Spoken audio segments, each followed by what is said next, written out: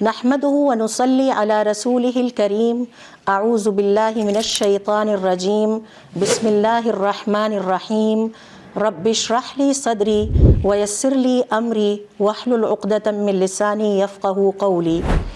قرآن کریم کا بنیادی موضوع ہدایت ہے، اور ہم انسانوں کو ہدایت کی اشد ضرورت ہے، کیونکہ ہدایت ہی کے ذریعے سے ہماری دنیا کی تعمیر بھی ہوتی ہے اور آخرت کی تعمیر بھی ہوتی ہے۔ اور اللہ رب العزت نے قرآن کریم کو اسی لیے نازل فرمایا ہے کہ ہم اس کے ذریعے سے ہدایت حاصل کر کے اپنی دنیا کی تعمیر بھی کر سکیں اور اپنی آخرت کو بھی سنوار سکیں۔ قرآن کریم کا پہلا سپارہ پورے قرآن کریم کا تعارف ہے۔ یہ قرآن کریم کی بنیاد ہے اور قرآن کریم کے بنیادی فکری نقشے کو واضح کرتا ہے۔ پہلے سپارے میں ہمیں یہ تعلیم دی گئی ہے کہ ہدایت کہاں سے ملتی ہے۔ ظاہر ہے کہ ہم سب کو ہدایت کی ضرورت ہے، اور ہدایت وہ نعمت ہے جو اللہ تعالیٰ کی طرف سے عطا ہوتی ہے۔ پھر اس میں ہم یہ بھی سیکھتے ہیں کہ ہدایت پانے والے لوگ کون ہیں۔ انہیں اللہ رب العزت نے اسی سپارے میں متقین کہا ہے۔ گمراہی کے اسباب کیا ہیں، انسان کیوں گمراہ ہو جاتے ہیں، اور اللہ تعالیٰ کے ساتھ صحیح تعلق کی بنیاد کیا ہے۔ جب ہم اس سپارے کے حصہ اول کی طرف آتے ہیں تو سورۃ الفاتحہ سے اس کا آغاز ہوتا ہے۔ ذرا غور کیجئے کہ اللہ رب العزت نے اپنے کلام کا آغاز حکم سے نہیں، دعا سے کیا ہے، اور سورۃ الفاتحہ قرآن کریم کا جامع خلاصہ ہے۔ یہ ہمیں حمد اور ربوبیت کا شعور عطا کرتی ہے۔ جب ہم کہتے ہیں الحمدللہ رب العالمین، تو یہ آیت ہمیں سکھاتی ہے کہ کائنات کی ہر نعمت اللہ تعالیٰ کی طرف سے ہے۔ وہی ہمارا پالنے والا ہے، وہی ہمیں سنوارنے والا ہے، اور وہی اس کائنات کے نظام کو چلانے والا ہے۔ ہدایت کی نعمت بھی اللہ رب العزت نے ہی ہمیں عطا کرنی ہے۔ ایک دفعہ جب یہ شعور ہمارے دل اور دماغ میں بیٹھ جائے کہ ہمیں سب کچھ ہمارے رب کی طرف سے ملتا ہے، تو اس کے نتیجے میں آپ خود محسوس کریں گے کہ ہمارے اندر شکر گزاری کے اللہ رب العزت کے لیے جذبات پیدا ہوتے ہیں۔ عاجزی اور بندگی کی طرف ہم اپنے آپ کو جاتا ہوا محسوس کرتے ہیں۔ سورۃ الفاتحہ ہی میں اللہ تعالیٰ نے رحمت اور حساب کے توازن کو واضح کیا ہے۔ اللہ رب العزت کا ارشاد ہے الرحمن الرحیم مالک یوم الدین۔ اللہ تعالیٰ بہت رحمت کرنے والا ہے، لیکن اس کے ساتھ ساتھ عدل و انصاف کے ساتھ حساب لینے والا بھی ہے۔ لہٰذا ہمیں اللہ تعالیٰ کے ساتھ تعلق میں اس توازن کو مینٹین کرنا ہے۔ یہ توازن ہمارے اندر امید اور خوف دونوں کو زندہ رکھتا ہے۔ ہمیں اللہ تعالیٰ سے ہی امید رکھنی ہے، اور حساب کا خوف ہمیں ہدایت کے راستے پر چلانے کے لیے ہے۔ سورۃ الفاتحہ سے ہی ہم سیکھتے ہیں کہ خالص بندگی کا مستحق صرف اور صرف اللہ رب العزت ہے۔ ہم اللہ تعالیٰ کے بندے ہیں، اللہ تعالیٰ کے غلام ہیں، اور ہمیں اللہ تعالیٰ پر مکمل توکل کرنا ہوگا۔ اللہ رب العزت کا ارشاد ہے ایاک نعبد و ایاک نستعین۔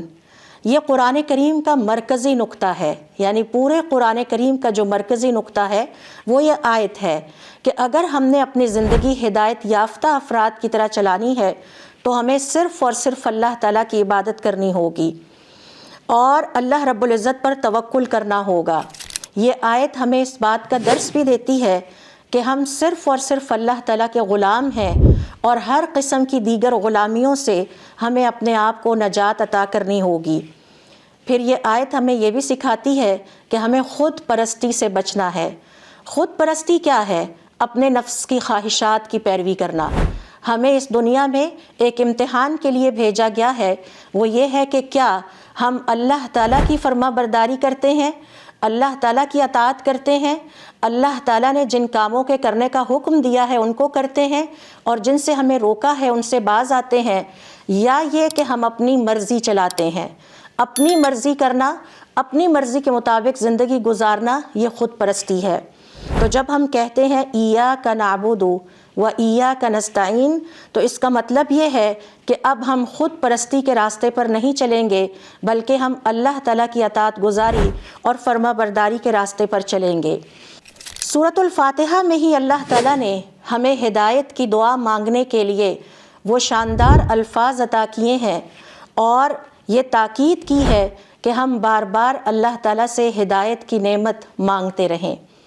یہی وجہ ہے کہ دن میں 5 دفعہ کم از کم ہر فرض نماز اور ہر سنت نماز اور ہر نفل نماز کی ہر رکعت میں ہم جو دعا سب سے زیادہ اللہ تعالیٰ سے کرتے ہیں اللہ تعالیٰ کے سکھائے گئے طریقے کے مطابق، وہ ہے اہدنا الصراط المستقیم، اے اللہ تعالیٰ ہمیں سیدھا راستہ دکھا دے جو کہ ہدایت کا راستہ ہے۔ لہٰذا یہ دعا واضح کرتی ہے کہ اللہ تعالیٰ کی عطا کردہ نعمتوں میں سب سے بڑی نعمت ہدایت کی نعمت ہے، اور مسلمان کو اور مومن کو ہر لمحے ہدایت کی ضرورت رہتی ہے۔ یہی وجہ ہے کہ ہم بار بار اس دعا کو دہراتے رہتے ہیں، اور جیسا کہ میں نے آپ سے شروع میں شیئر کیا تھا، قرآن کریم کا بنیادی موضوع بھی ہدایت ہی ہے، کیونکہ ہدایت کی نعمت سے دنیا اور آخرت کی باقی نعمتوں کی تکمیل ہوتی ہے۔ اگر ہمارے پاس ہدایت نہیں ہے تو نہ تو دنیا کی نعمتوں کی تکمیل ہوگی اور نہ ہی آخرت کی نعمتوں کی تکمیل ہوگی۔ پہلے سپارے کے حصہ دوم کی طرف آتے ہیں۔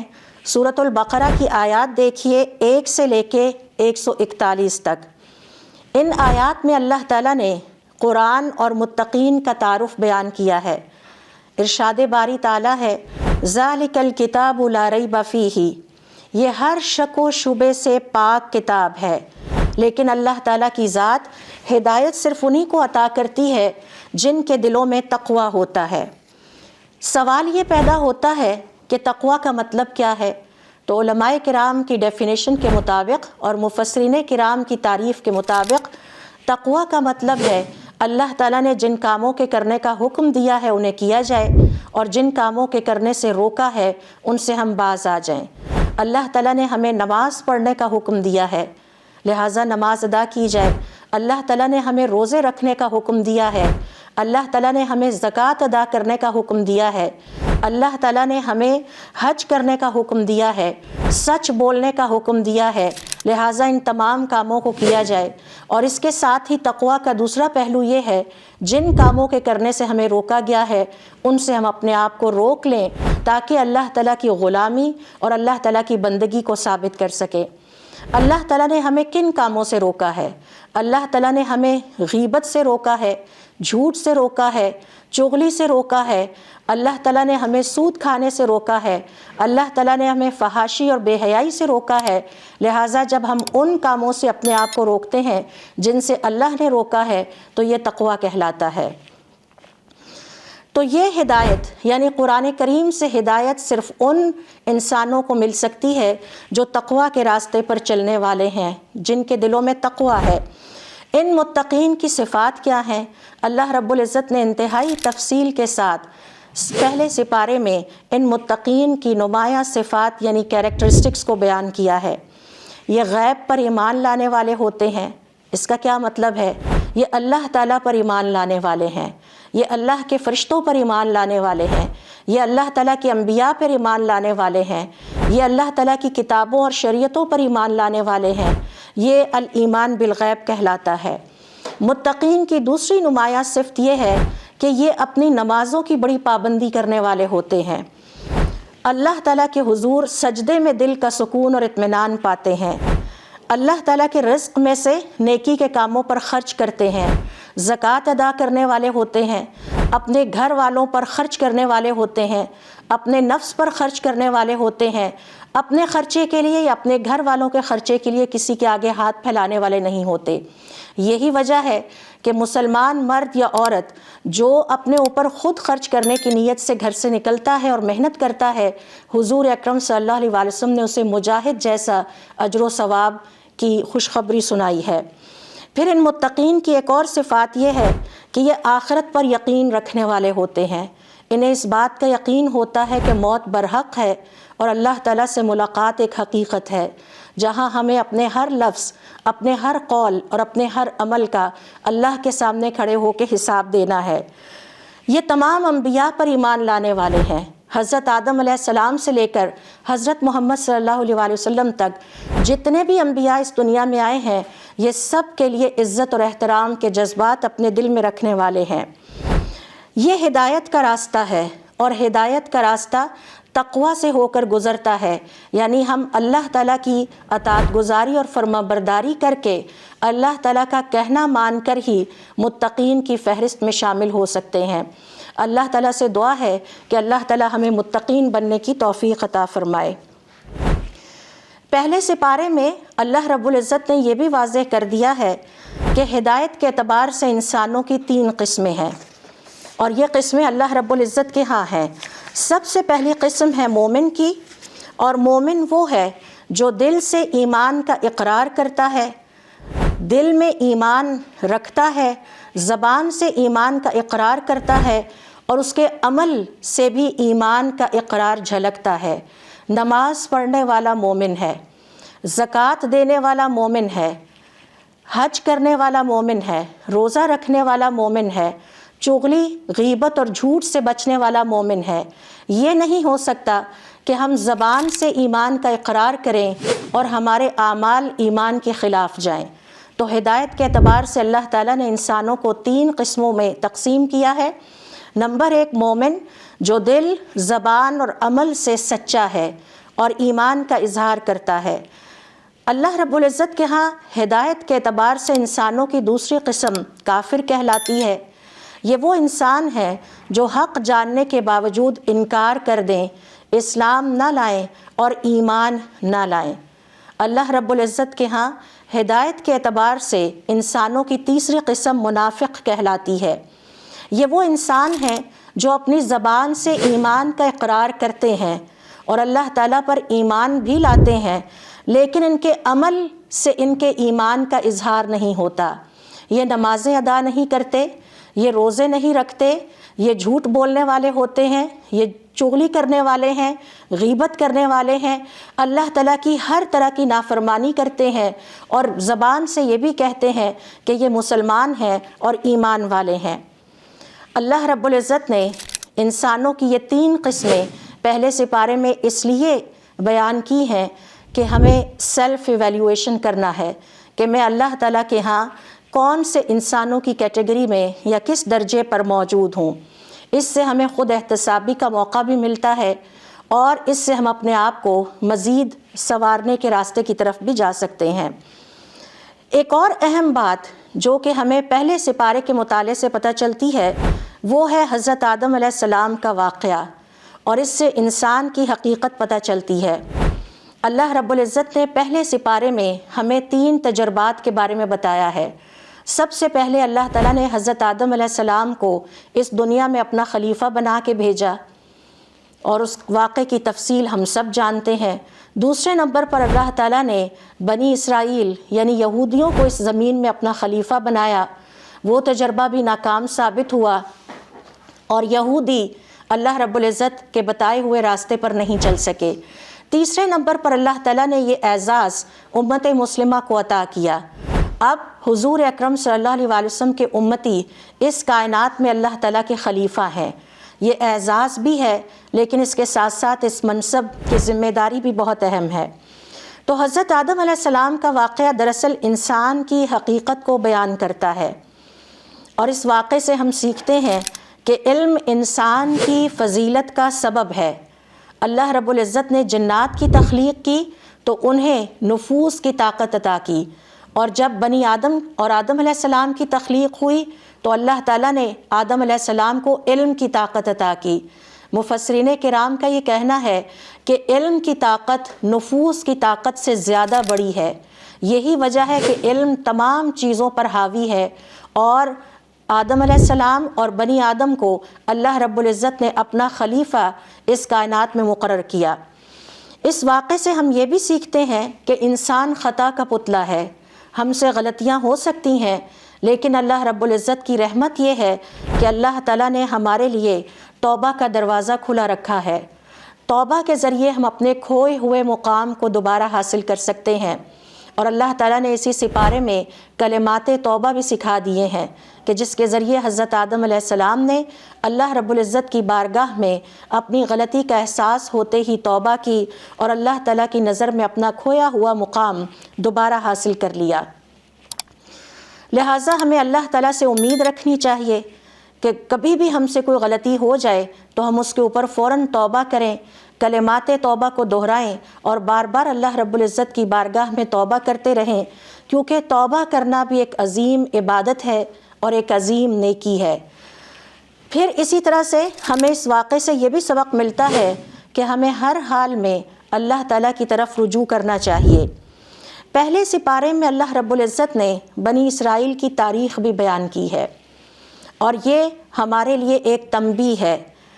اللہ رب العزت نے بنی اسرائیل کو ہر طرح کی نعمتوں سے نوازا، ان کے دشمن سے انہیں آزادی عطا کی، انہیں ہر طرح کا رزق عطا کیا، بنی اسرائیل کو شریعت عطا کی، پے در پے انبیاء بھیجے تاکہ وہ ہدایت کے راستے پر چلیں، لیکن اس کے باوجود وہ اللہ تعالیٰ کی نافرمانی کے راستے پر چلتے رہے، زبان سے ایمان کا اقرار کرتے رہے، لیکن ان کے اعمال اللہ تعالیٰ کی نافرمانی والے تھے، اور دنیا کے مال سے اور دنیا سے حد سے زیادہ محبت اور اللہ تعالیٰ کے احکامات میں ٹال مٹول کے نتیجے میں ان کے دل سخت ہوتے چلے گئے، اور وہ ہدایت جیسی عظیم نعمت سے محروم ہوتے چلے گئے، کیونکہ انہوں نے اللہ تعالیٰ کی نافرمانی میں بغاوت اور سرکشی کی حدود کو بھی پار کر دیا۔ بنی اسرائیل کا ذکر اللہ رب العزت نے پہلے سپارے میں اس لیے کیا ہے کہ یہ تاریخ امت محمدیہ کو آئینہ دکھاتی ہے، ہم سب کے لیے ایک سبق ہے اور ایک پیغام ہے۔ کہیں ہم بھی بنی اسرائیل جیسے رویے تو نہیں اختیار کر رہے، کہیں ہم بھی ان نافرمانیوں میں مبتلا تو نہیں ہے جو کہ بنی اسرائیل نے اس دور میں کی تھیں۔ پہلے ہی سپارے میں ہمیں شریعت میں اطاعت کا اصول بھی سکھایا جاتا ہے۔ گائے ذبح کرنے کا واقعہ یہ سکھاتا ہے کہ دین میں اصل چیز اطاعت ہے، غیر ضروری سوالات دلوں کو سخت کر دیتے ہیں۔ جب اللہ تعالیٰ کا کوئی حکم آ جائے تو ہمیں اس پر فوراً اطاعت کرنی چاہیے اور غیر ضروری سوالات سے بچنا چاہیے۔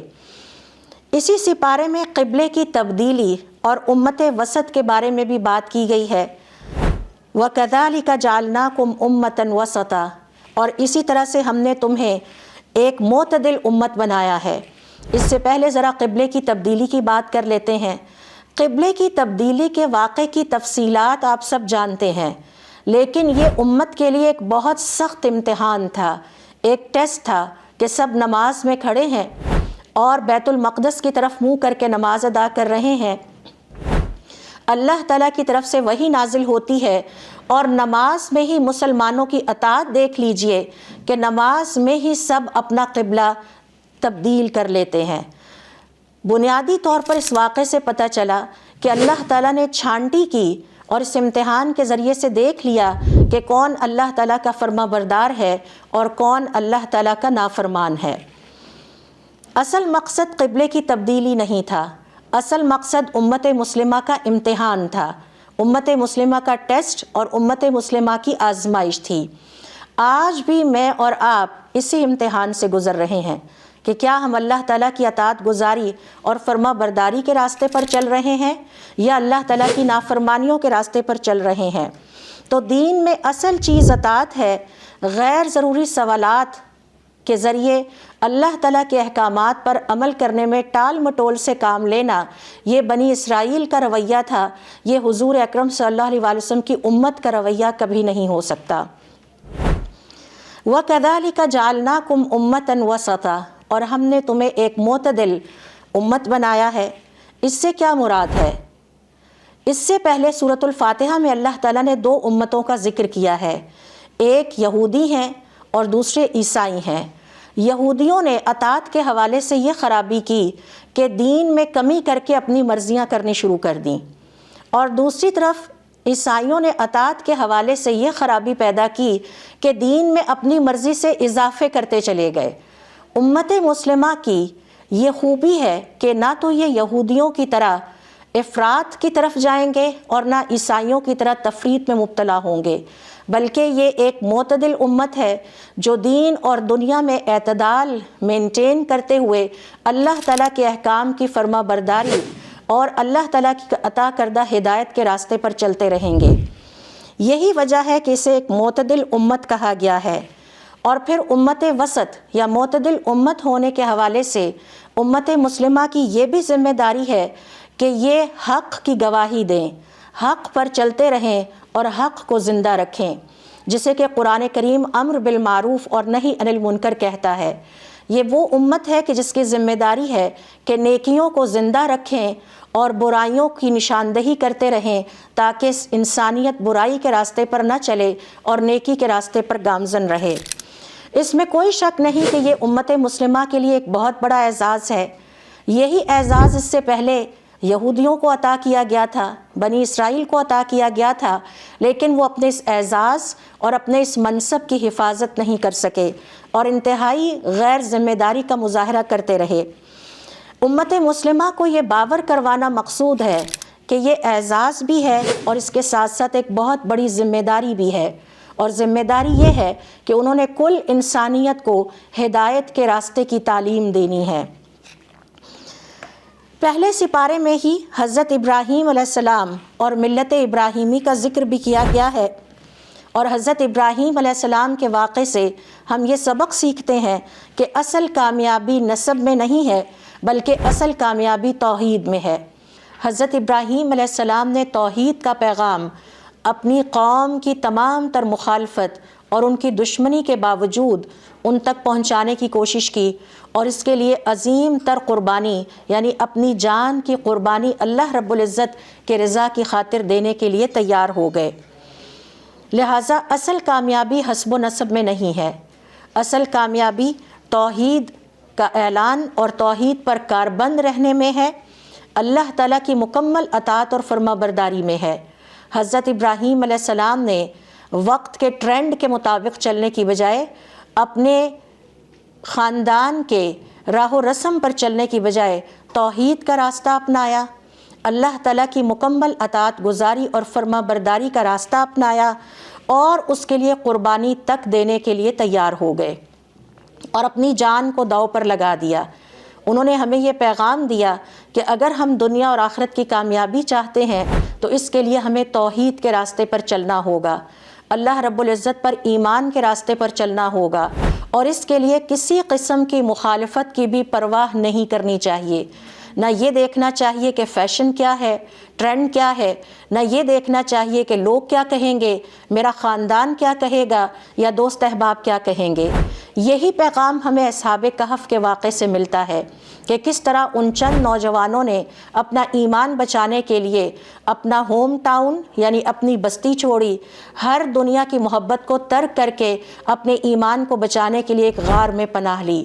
حضرت ابراہیم علیہ السلام کا واقعہ بھی ہمیں یہی سبق دیتا ہے کہ اصل کامیابی توحید میں ہے، اللہ تعالیٰ کی اطاعت اور اللہ تعالیٰ کی خاطر قربانی دینے میں ہے۔ پہلے سپارے سے ہم جو اہم سبق سیکھتے ہیں وہ یہ ہے کہ ہدایت اللہ تعالیٰ کی سب سے بڑی نعمت ہے۔ جس انسان کو اللہ تعالیٰ ہدایت عطا کر دے وہ اللہ تعالیٰ کی نظر میں خوش قسمت ترین اور کامیاب ترین انسان ہے، اور ہدایت پانے کے لیے عاجزی شرط ہے۔ عاجزی کا کیا مطلب ہے؟ اللہ تعالیٰ کے سامنے تکبر کا اظہار نہ کیا جائے۔ جب ہم اللہ تعالیٰ کا کہنا نہیں مانتے تو وہ دراصل اللہ تعالیٰ کے حق میں تکبر کا اظہار ہے، وہ اللہ تعالیٰ کے سامنے عاجزی کا اظہار نہیں ہے۔ پہلے سپارے سے ہم یہ بھی سیکھتے ہیں کہ ایمان عمل کے بغیر ادھورا ہے۔ محض اگر ہم اپنی زبان سے ایمان کا اقرار کرتے رہیں اور ہمارے عمل ایمان کے منافی ہوں تو یہ ایمان نامکمل ہے، ناقص ہے، اور اس ایمان کے ذریعے سے ہمیں ہدایت نہیں مل سکتی۔ لہٰذا صرف دعویٰ کافی نہیں ہے، بلکہ ہمیں اپنے ایمان کا اظہار اپنے عمل سے بھی کرنا ہوگا۔ اللہ پر ایمان لانے والا نماز پڑھنے والا ہوتا ہے، بے نمازی نہیں ہوتا۔ اللہ تعالیٰ پر ایمان رکھنے والا سچ بولنے والا ہوتا ہے، جھوٹ بولنے والا نہیں ہوتا۔ حضرت انس ابن مالک رضی اللہ تعالیٰ عنہ فرماتے ہیں، اللہ کی قسم نہ تو ہم جھوٹ بولتے تھے نہ ہی ہمیں پتہ تھا کہ جھوٹ کیا ہوتا ہے۔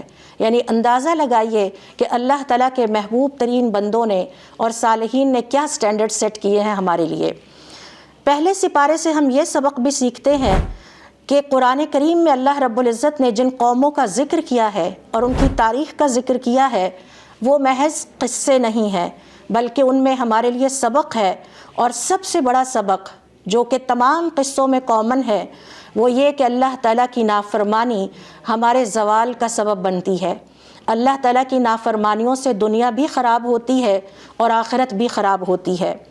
پہلے سپارے سے ہم یہ سبق بھی سیکھتے ہیں کہ امت مسلمہ کو یعنی مجھے اور آپ کو اعتدال کے ساتھ دین اور دنیا ساتھ لے کر چلنے کی تعلیم دی گئی ہے، اور قیادت کی اہم یعنی لیڈرشپ کی اہم ذمہ داری بھی دی گئی ہے۔ یہ قیادت کی ذمہ داری کیا ہے کہ ہم نیکیوں کو زندہ رکھیں اور برائیوں کی نشاندہی کرتے رہیں۔ یہ اعزاز ہمارے لیے اعزاز بھی ہے، ایک بہت بڑا منصب ہے، لیکن یہ ایک بہت بڑا امتحان بھی ہے۔